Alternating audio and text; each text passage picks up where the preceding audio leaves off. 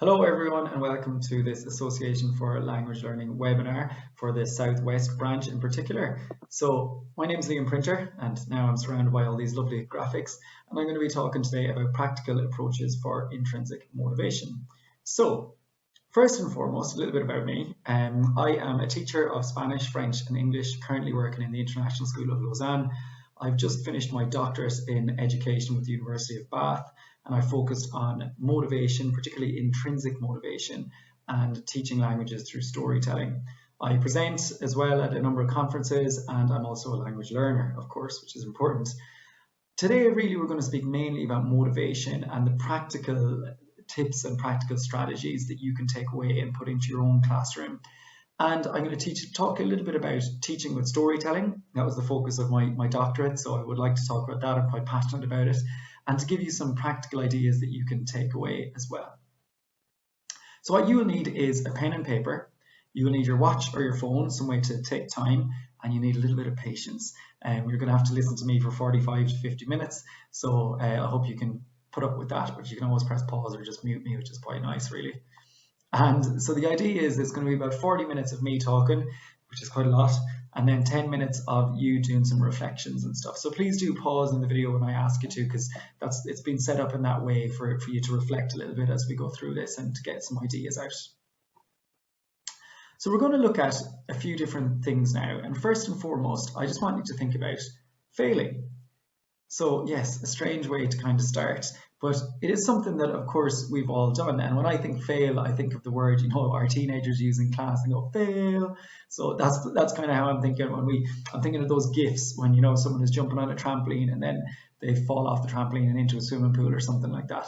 So I'm thinking of those kind of moments. So what I want you to do is think of a time when an activity you thought would work in your class, but it just didn't, like something that you planned for quite a while and you really put a bit of energy into and you thought this is going to be great, but there was just no engagement or motivation when you did it. How did it make you feel? And why do you think this happened? Why did it fail? So I want you to press pause on the video now in a second, and you're going to start a timer for 3 minutes. And you can write, you can doodle, you can draw, you can reflect, whatever you want, but I want you to take 3 minutes to try and answer those questions. How did you feel? And why do you think this happened? Why did it fail? So go ahead, press pause now. Okay, so hopefully you had a chance to reflect on that a little bit. And we've all been there, by the way. Me, all other teachers, we've all been there. We've all had those moments in class when things did not go well. But now I want you to think of the opposite and go, winning. So think of those moments when things really went well. I'm going a bit crazy with this online learning stuff. So now think of a time when an activity surpassed all your expectations. You got that whole class engagement, and why did it work so well? What was it about that activity that just, for some reason it just sparked their enthusiasm and everything went well? I'm sure there are moments that you can think of when things went really well. And so we're thinking about that whole class engagement. So again, I want you to think about it. How did it make you feel? And why do you think this happened? Why did it get that whole class engagement? So once again, I'm going to ask you to press pause in a second, start a timer, 3 minutes, and just doodle, write down, draw, reflect, anything you want, but it's mainly to get you thinking about that time. So go ahead and do that right now. All right, thank you very much for doing that. And if you're still thinking of thoughts, you can of course pause me for longer. This is the beauty of online learning, isn't it? You can just press pause and say, I don't really want to listen to Liam anymore, and move on to the next one. I wish there was other times in life we could do that. So I want you to think about the difference between those. That game, spot the difference. What was the difference between those? Why was one a fail and it just didn't work? And what happened in the other one that made it really engaging and motivating? And that's something that I think is really important to reflect on. Like, why was one such a success, it's hard to say, and the other such stress? Like, that feeling, I've been there, your heart is kind of going and you're kind of sweaty palmed and you're going like, oh man, this is not working. Why is this not working? Suddenly I've got 30 minutes to fill in my lesson and I don't know what to do. So we've all been there. For me, it comes down to these two things, engagement and motivation. And the motivation in particular, this is the bridge that brings those two things together, those two moments. So we have those times when things did not go well, and we have those times when everything went incredibly well, and essentially it's because of motivation. But how do we do that? How do we link those times, and how do we have more of those times with success when we have pure interest, enjoyment, and there's a bit of challenge there as well? What do we do? So I'm going to talk a little bit about the difference between engagement and motivation, because they're often used interchangeably, but they are actually a little bit different. So let's have a look at this first. We're going to first think about engagement. So engagement really is broken down into four main areas. Now, there's an eminent researcher called John Marshall Reeve who does loads of work on engagement. I cited him a lot in my doctorate and in the studies that I've done. And he talks mainly about three types of engagement, but he's recently added a fourth. So the first three are behavioral engagement, cognitive engagement, and emotional engagement. Now, when we talk about those, in our classroom, we can often be guilty, I suppose, of just looking for interaction and communication from our students. And if they communicate back with us, we think, oh, they're engaged, all is good. But really, engagement happens on all sorts of different levels. And I would argue if we're just asking students to repeat something and they're just repeating the sentence for us because we asked them to, I don't know how much engagement is actually going on there. I think I'd prefer to have a student who is cognitively engaged but not really saying anything. So behavioral engagement is when students act in a certain way, or we behave in a certain way, which shows we're engaged. So if you think about in a PE lesson, you're doing some football, and by the student kicking the football back to you, well, they're engaging in the behavior you want. That is behavioral engagement. Cognitive engagement is to do with the brain. So that is to do with when we are actively thinking about something and we're engaged in it. And that's the one that's a bit different and difficult, I should say, because sometimes we're kind of thinking, oh, is that student engaged or not? Are they actually really doing anything right now? But behind their eyes, there's all sorts of wonderful stuff going on. And then we have emotional engagement, which is when we can engage with something that we can connect with in our lives or something that happened before, and it makes our emotions fire. This last one has been added relatively recently, and it came out very strongly in my doctor's thesis and in the recent studies I've done, the research I've done, and that's agentic engagement. Now, agentic engagement essentially is when you are getting really involved in the activity or strategy, so much so that you are trying to drive it forward. So an example I gave of this is when I was talking recently about Los Reyes Magos in my Spanish class. Los Reyes Magos is the three wise men or the three kings. And in Spain, they traditionally bring the presents, not Father Christmas. And that's what happens. So I was teaching about this. And one student got really enthusiastic and engaged, and he was trying to really get involved in the class and tell me about his family who had been to Spain, and they were there when the three kings came, and he sent me pictures and he wanted me to show them in class. That is agentic engagement. He was driving the classroom forward, and he was so engaged with something. Now, you could argue it was also emotional engagement and behavioral, but agentic is like a whole one above everything else. And I'll talk about that a little bit later in the study that I did on teaching proficiency through reading and storytelling, TPRs, which some of you asked about in the pre-course questionnaire.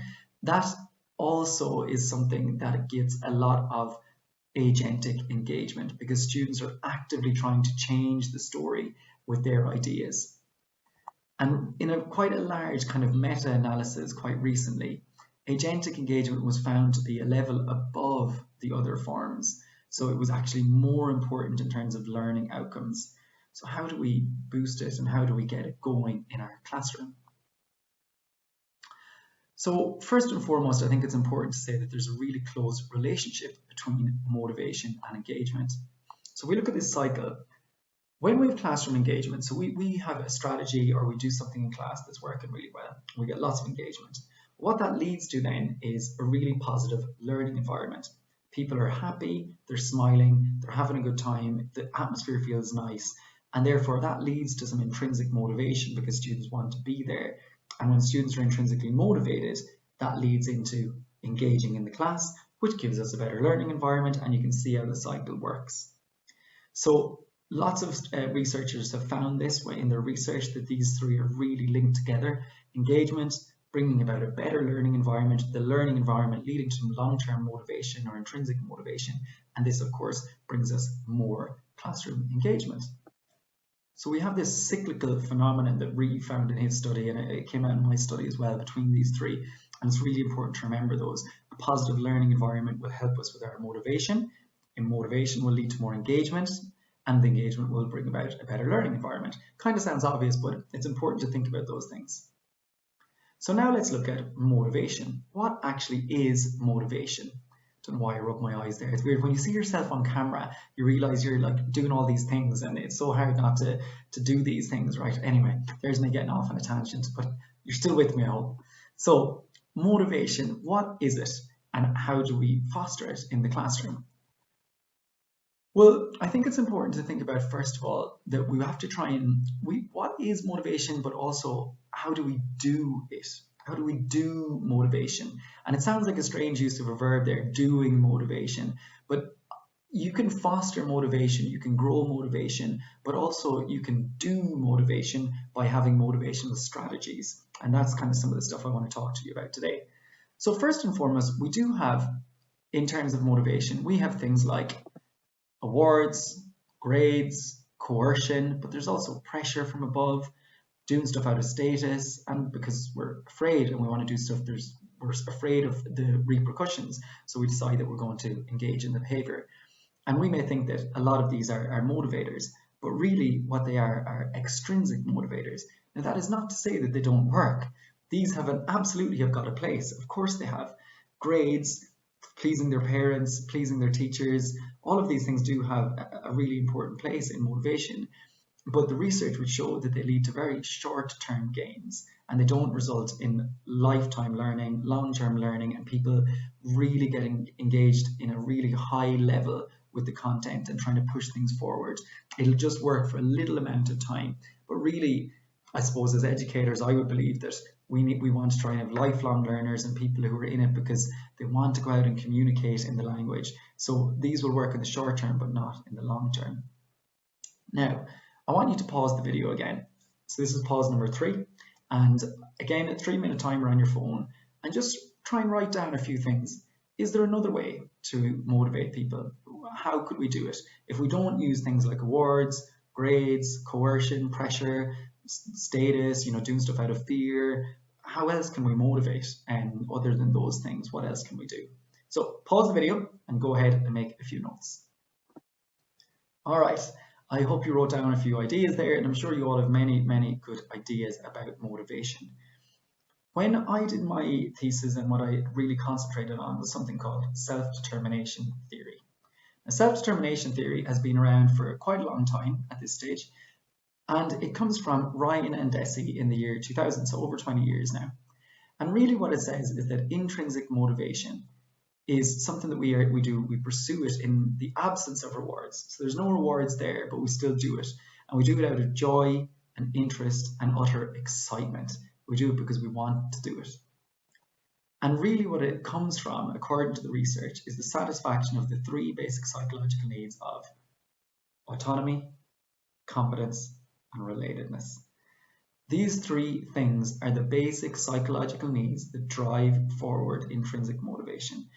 And this has been found in studies all over the world, in all sorts of settings, with people from different cultures and backgrounds and ethnicities and socioeconomic backgrounds, and the same 3 basic psychological needs come out over and over and over again.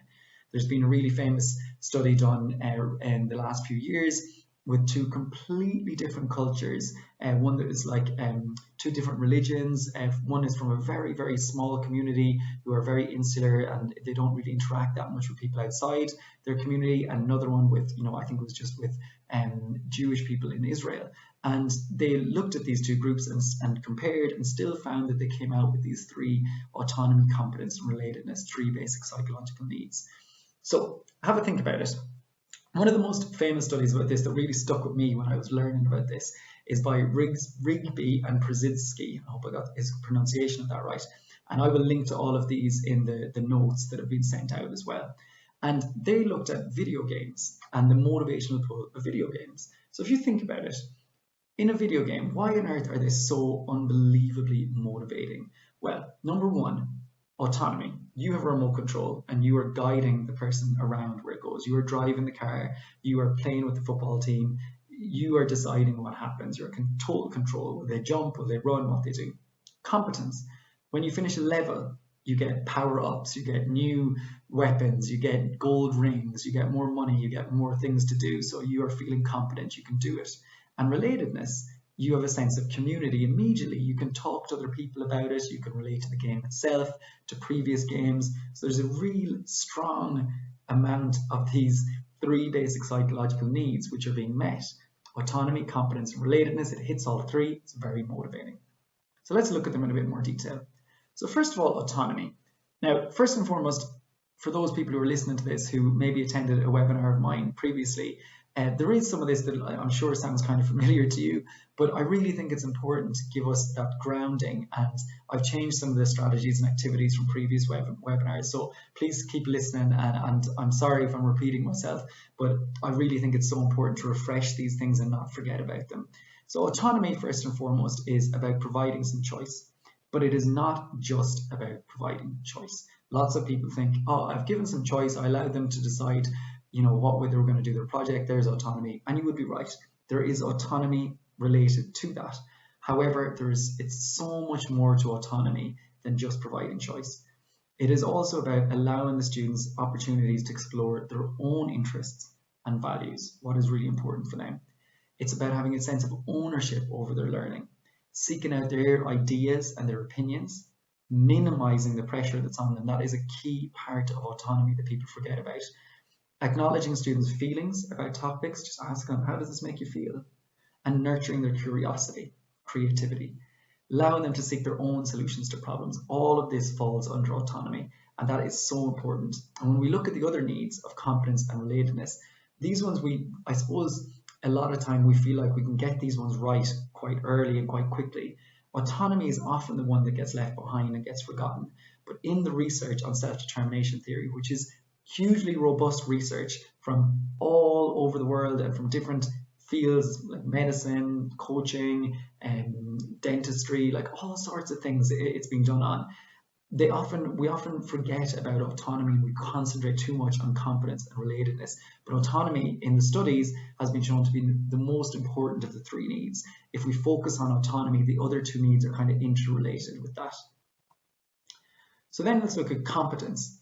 Competence is about our perception about capability and capacity to achieve success, not achieving success, the perception that we can achieve success. And they are different because, of course, we're going to have people in our class who are not going to get an A, who are not going to get a B, who are not going to get a C. But their level of perception of them being able to do it has to be just as high as someone else. So we have to make sure that our students believe that they can do this, but it might take them a bit longer than somebody else. And that is really important.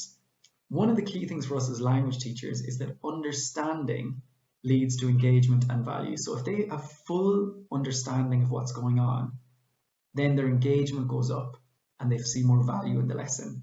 We can grow competence by using supportive, caring language, saying things like, well done, and you've done this really nicely, but really genuine praise. Whole class activities where there's choral responses, that builds autonomy and competence. Sorry, it builds competence, excuse me. It builds confidence in the learners, mainly because they're not feeling afraid to say something in the wrong way. They've got that support of their peers. Providing stuff that is optimally challenging, but low risk. And this is difficult, and this comes down to differentiation. So we have to provide the right level of challenge, but we don't want it to be high risk.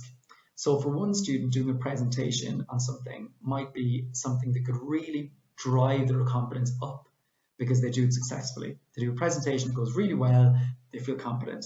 But another student, that presentation, and it doesn't go that well, that could destroy their competence because it's high risk for them. So we have to manage that carefully and allow some choice about how they're going to do that, and that's where the autonomy comes in.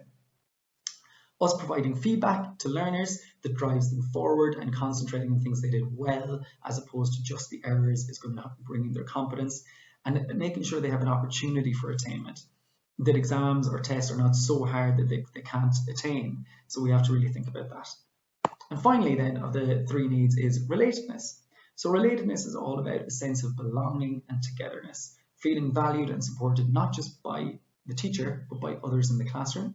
And how we bring this about is cooperative learning strategies and co-creation, teacher support, so being warm and caring just like with competence, showing respect and appreciation for students. And students are more likely to participate, exert more effort, and show positive attitudes to others when they feel this sense of belonging and connection in your class. So I'm going to talk a little bit later about how we can grow all three of these. Now, one of the things that really came out in the pre-course questionnaire, or the pre-session questionnaire that many of you filled out, a lot of you said you wanted to learn about motivation and practical strategies, which we will get to, I promise. But many of you asked about this TPRs thing, teaching proficiency through reading and storytelling. Now, unfortunately, there's absolutely no way I can give you a fair introduction to this in 15 minutes, in an hour. It really does require more time. But I'll quickly explain what it is, and then I advise you to go off and look into it yourself. And I'm happy to help you out there as well. If you check out my podcast, The Motivated Classroom, there are many episodes about TPRS, and they would be a good starting point, I think. So TPRS stands for Teaching Proficiency Through Reading and Storytelling. And essentially how it works is it's the co-creation of a class story.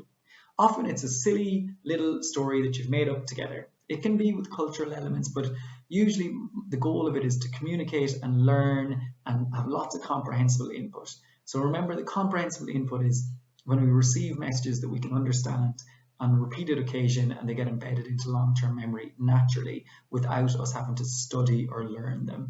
And that comes from Stephen Krashen's work. Again, that'll all be on the program notes that I sent out with this. And usually what we do is we have 3 to 4 target structures. The teacher has a skeleton script, so I've got a script in mind that I know roughly where the story's going, and most stories are kind of the same. There's a character, there's some kind of problem, they go somewhere to get it resolved, it doesn't work.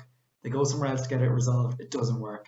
They go somewhere else to get it resolved, and it gets resolved in some way or form. And almost every story, fairy tale, movie, book follows that structure more or less, with lots depending on the detail. And we use lots of student details in there. They give me the details, but I have the skeleton script. So what I mean by that is, I'll give you an example. So the story that I often do with my beginners is, actually I'll do the one I'm doing with my intermediates, because I've spoken about my beginner one before. The one I've just done with my intermediates right now, so they're in their 3rd year of Spanish, and we are doing about the future and conditional tenses. So we have a story that is about someone who is desperately trying to find their other half, and they really want to know what their future is going to be like, and where and when are they going to meet their other half. Now in Spanish, to say your other half or your soulmate, it's mi media naranja. It's an amazing expression. It means my half orange, and they love that. So they're learning that straight away. And this person goes to a fortune teller, and the fortune teller tells them this awful future they're going to have. You're going to do this, you're going to go to jail, you're not going to have any children, you're going to be poor, you're going to be working in a job you don't like. And so then of course she stands up and says, like, this is disgraceful, I will not pay you a cent. And then the fortune teller says, yes, you will pay me. And of course this is all in future. And then she storms out, goes to the next one, something similar happens, goes to the next one, finally finds out who her other half is going to be, but really at the end realizes she doesn't need to find out where and when she's going to meet this person, that not knowing is part of this. But that's the story, essentially. So there's my skeleton, but the students will provide to me the name of the character, where she or he goes, what is the name of the fortune tellers, what country they're in, what they're wearing, what they look like. So even though you have the skeleton script, they feel like they've co-created it with you, and that's the magic of TPRS. That's why it works so well. So here's the critical success factors. So it should be compelling with comprehensible input. Now it should be compelling input, and what I mean by that is we are hardwired for story. We are hardwired for story. We've learned through story since the beginning of time. And there's so much research out there around memory. If you look at Steve Smith's recent book on memory, he talks a lot about this, and the fact that we are hardwired for story, and we remember and can recall it because it arouses emotions in us and it makes us have connections. There's also loads of repetitions in these stories, and that helps with the learning and the recall. They're supposed to be 100% understandable. So loads of repetitions. I'll translate the key structures, but the whole thing is done in the target language. It's a story. That's really important to remember, that it is a story, and it's supposed to be interesting with the little cliffhangers and surprise details. Like, my students often love, I often, with my beginners, she'll have a friend, they love doing it with animals, the younger students age 11 and 12. And so it'll be, she's got a friend and the name of the friend is penguin number, and they'll be like, number 2. And they'll be like, but where's penguin number 1? And I'll be like, oh, I don't know. And that like little stupid cliffhanger, they'll always, anytime a new character comes in, they'll be like, is it penguin number 1? I'm like, no, it's not, sorry. And maybe penguin number 1 isn't a penguin, it's a squirrel. All these things, you can just have fun with it, and they learn the animals, of course. And there's extension activities too that go on with this, with reading and translating, writing it out, making comic strips, making their own version of the ending, all of these type of things. So that's a really brief overview of TPRS, but I can't go into it in much more detail in this amount of time. I advise you to please go and have a look at I think a listen would probably be better. Go and have a listen to episode 19 of the podcast, which bizarrely came out on my birthday, November 27th, the motivational pull of teaching languages through storytelling. Honestly, have a little listen. I think you'll gain a lot from that, and there's so much online that you can find out. So I want to give you a bit of an overview of my research into TPRS and how it meets the needs of autonomy, competence, and relatedness. So first of all, when we talk about story asking, this is the study that was published in the Language Learning Journal in 2019, and you can go ahead and read that if you want, or just ask me and I'll send it to you, no problem at all. And since then, I've done another study for my thesis, which was with another teacher, and essentially found all the very similar findings. So the whole thing, I suppose the whole conclusion was, TPRS storytelling can be highly motivating for both students and teachers because it meets the needs of autonomy, competence, and relatedness. But it does require training, and it does require practice and support. It's not something that you're going to learn in 5 minutes and it's going to work perfectly. Like anything, it needs practice. So we're going to look at these now. So first and foremost, autonomy. So TPRS increases perceptions of autonomy, co-creation, it's less controlling, and there's lots of freedom and direction. So the students said stuff like, being able to make up their own names for the characters meant we were more engaged. If it's the students that create the story, it's them that has the interest in the topic within the story. And then the teacher said things like, I just love the freedom of it. It definitely feels better when I feel more free. The story is so open, I could create whatever I wanted. And you can see how much autonomy is there from both teacher and student. In terms of relatedness, my studies found that, and many other studies too, they back up lots of other studies, this co-creation as a group created a sense of connection. The teacher's personality was able to come out, and they found it was their little story, like they owned it. So the students said things like, everybody kind of came together. We were working more as a class together. Everyone was joining in ideas, and everyone was talking a lot, so you just felt confident in talking and making mistakes. And then the students said, we now have a better relationship. I truly believe the story united us, united them. They were more keen to come to class. It just helped us to break the ice. I love it because your relationship with a student has changed forever. Now, of course, I'm just sharing with you a tiny amount of the quotes. I did all sorts of other research on it with questionnaires as well, motivational questionnaires, which show that they went up throughout the year too. And I'm happy to share those questionnaires with people. Just let me know. But these are just a tiny percentage of the quotes. And finally, competence. TPRS increases self-confidence and competence because the students are understanding everything. They can recall it, they're able to memorize it without even trying, and they're able to retell it and rewrite it. So they said things like, the repetition works. Everyone just snapped it up. It just kind of went in. It's a story we like, it helps us remember, and when you create it, there's the autonomy, it tends to stick with you more because you feel attached to it. And the teacher, now at the beginning of the study, she really felt not competent at all with this class. She really struggled, but after teaching the story, she said, it's so amazing to see how much they can do. It's quite magical. It felt so good. I could feel the students were working, they were getting it, they were enjoying it so much. It makes me feel better as a teacher, and that's really powerful too. So now we are going to finally go on and talk about some other activities that are motivating. So let's have a look at these. Motivational strategies, and for me, these are simple, low prep adaptations using the intrinsic motivational arc: autonomy, relatedness, competence. So I put the word adaptations here because I think it's really important to not be bogged down and think, oh my gosh, I have to change everything right now for autonomy, competence, relatedness. Don't do that. Because the worst thing is, you go into your class and teach, and maybe it'll be back in person, which would be wonderful. And you go back into your class, and you're like, right, class, we're going to do this story. And and then they're like, oh, she's been away on a conference. Oh yeah, what's this about? So don't do that. Just change one small little thing, okay? So we're going to look at a few different strategies for this first. First and foremost is classroom jobs. Now, I have a classroom job for everything. Now, I say that my class is Españoland, the Spanish land, but my students often say that it's a bit of a dictatorship because they all have so many jobs. So I have jobs like someone gives out the paper, the whiteboards, there's the welcomer, the person who meets people at the door, and who meets like observers and talks to them and translates for them. The translator who translates the sentences for me when I feel like we need that understanding. There's Mr. and Mrs. Door, window, blinds, doesn't matter. Everyone has a job. And then, of course, there's Mr. Jobs, not Steve Jobs, but someone who has a job in the classes to write down all the jobs, because I will never remember them all. So then I'll say, Mr. Jobs, whose job is the door? And then they'll be like, oh, it's Alicia's job. Oh, and then Alicia will all look at Alicia, and then I'll say, everyone look at Alicia, and everyone look at Alicia, and then everyone goes, you have one job. And then, she'll go and do the door. It builds community. So just give jobs for everything. Make sure everyone has one. Now, for a beginner strategy, the first one I want to talk about is the start of the week interview.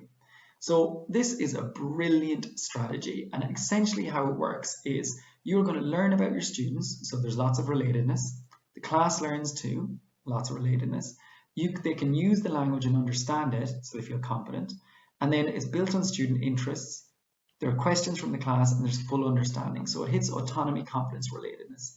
Essentially, the special person interview, or the start of the week, is you bring a student up, and it can be someone who has volunteered, or the very first time I do it, I usually do it with like a stuffed toy, and like I pretend I'm talking for the stuffed toy. Again, this is with beginners, and they're usually younger, so they find this quite funny. Or the students can interview me and ask me the questions, and I'll help them to translate, of course, and just so they can get their questions across. But how it works is you have someone up and you ask them questions. You start basic, like what's your name, what sports do you like, have you brothers and sisters? But then you go into more difficult and interesting questions, like what would you do if you won the lotto? Or what would your perfect day be? And then, I invent things as well. So I'll say, do you have a pet? And they'll go, no. And then I'll go, yeah. And they'll go, no. And then I'll lean in and go, yeah. And they'll go, yeah. And they won't know what to say, and then I'll be like, and I'll pretend they're whispering to me, and I'll go, class, Lewis has a pet shark. And they'll all laugh, and so will Lewis. And how big is this shark? Is it big or small? Lewis, is it big or small? Oh, it's really big. Yeah, how big? Oh, 18 meters. 18 meters. And that's the stuff they'll like and they'll recall. Then they go back to their seats, and in pairs, they have to write down exactly the same thing as the person beside them in bullet points about Lewis. So Lewis is, his name is Lewis, but he prefers being called Luis in my class. He has 3 brothers. His favorite sport is hockey. He likes to play badminton, and he has a pet shark. And you do that for 3 minutes, and then you come back and you continue the questions, and you keep turning to the class for checking, are they understanding, are they remembering, and they're learning about Lewis. And what will happen, of course, is someone at the end of class will go up to him and say, oh, I also play hockey. So they're building those connections as well. And I have done an episode 15 of the Motivated Classroom on the start of the week, so have a listen to that as well. For your intermediates, this is one I use, which is called Dragon's Den, just like the show on TV. So Dragon's Den, how it works is, before I go into how it meets the 3 needs, essentially as students, these are intermediates, we're doing a topic on the future, the conditional, and we're making, as I said, about the story, that's part of it. And now what they're going to do is I show them examples of the Spanish version, which is called Tu Oportunidad, or there's also Shark Tank in Mexico. And I show them examples, and then they have to come up with the restaurant of the future or the sport of the future. And they can make it up and be so creative. And I joke and say, last year it was football but played by horses, and they had to try and get it into basketball hoops. And why is it going to enter into the Olympics? And they have to sell it to us, kind of saying it will be great, they will do this, they will put this in here, they will do this. And they invent their product, and they plan it out together, and then they present it. And they love this, they really love it, especially the restaurant of the future, because it's really creative. So you give an example as a teacher first and foremost, and you can just make it up and do it nice and quick on a PowerPoint. They get relationships and relatedness from that because they're learning about you and things that you find are interesting. Then they work in teams, so that's relatedness. You give them scaffolds from the YouTube examples. So you show examples and you pause it and you use the phrases like, we are here today to ask for 15% in exchange for 20% of our business, and you give them those scaffolds. It's all student interest and ownership. They're coming up with this themselves. Creativity is right at the heart of it. There's full understanding because you're using visual aids, and they will be presenting with visual aids, and they're communicating their message and like selling a new product they've invented, so they feel really competent. And then for advanced, I talked about this in another webinar where I call my room Espanoland, and my advanced students each are a minister of my government, and each minister is one of the themes from the baccalaureate, the international baccalaureate I teach, but for if you're listening from the UK, for the A-level themes. So environment, equality, migration, these type of things. And then we have, department meetings, and they will talk about articles they found and why we should study them. It's great. But they also do this thing called Espanoland Weeks when they teach the class. And they teach the entire class, and they do it in groups. So let's say you have a minister for health and a minister for, let's say a minister for equality. They get together and they have to plan the whole week's lessons, or usually like I have 4 periods or 6 periods a week, depending if it's higher level or standard level. And so they might plan out 4 periods, but the other 2 I would do. And they plan everything. And they plan all the activities, the resources we're going to use, the videos. They must use all 4 skills, so reading, writing, listening, speaking. And they will share with me in advance the resources, the presentation, so I can check it's pretty accurate. But essentially they teach, and you are a student for the whole week. Of course, if you have a much bigger class, you can have groups of 3 or 4, depending. They're working together on a common theme, so they're getting relationships with each other. They're getting ownership over it, so there's an enormous amount of autonomy. Again, you give an example first of all, and you'll be giving examples all year anyway. So you do a PowerPoint, you will show that you're doing listening, reading, speaking, writing, and you show how you met those, normally what you would normally do in class essentially. And then they learn from that, and they feel like they're getting a relationship to you because they're learning how to be trainee teachers essentially. They're speaking about their topic on a load of depth, and they're really learning about their topic because they have to combine it with someone else and make it coherent. So there's a lot of understanding there, and they're really feeling competent. And of course, it's all creativity and their student interest. They're communicating with a sense of audience. There's your competence again. And they have huge empathy for what it means to be a teacher at the end of this, and how hard it is to plan an entire lesson, each activity, the moments, what's going to happen, what happens if you finish early, what happens if there's not enough to do. Don't rush through, and you give them feedback at the end of every one as if you were training them to be teachers. It's a brilliant thing, and it means I don't have to plan any lessons for like a month because they plan the whole thing. And the amount of resources I've got from the students, they've found these incredible videos, brilliant articles that I now use with other classes. It works so well. Just give them, release some of that ownership to them, and they will thrive. So finally, I just want to mention planning very quickly. What adjustments for ARC, autonomy related competence, I'll say that again, what adjustments for the ARC of autonomy, relatedness and competence can we now make to our teaching to make them more motivating? And I would say focus on the autonomy first. How can you raise autonomy? And you'll see that the relatedness and competence will grow. There's no need to change everything. Just think of one small adaptation. Maybe it's something you already do, but could you adapt it so there's more student interest and ownership in there, so there's more autonomy? Just start small and then build from there. So thank you so much to everyone. I think the timing is about right. My timer here says 39 minutes, and we had, I think, 4 stops. That's about 52 minutes in total, which I think is bang on. So please do get in contact. You can see down here the hashtag and the Association for Language Learning Southwest Twitter. Please contact me on Twitter. It's @LiamPrinter if you enjoyed this, and let me know. Please contact me via email, but give me 24 hours to reply. It does take me a bit of time. And please do check out the Motivated Classroom podcast.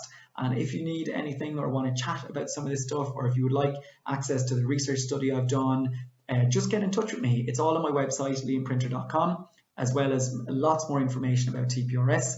And I look forward to hearing from you soon. I hope there's a lot of you listening. It's so weird just talking into a camera.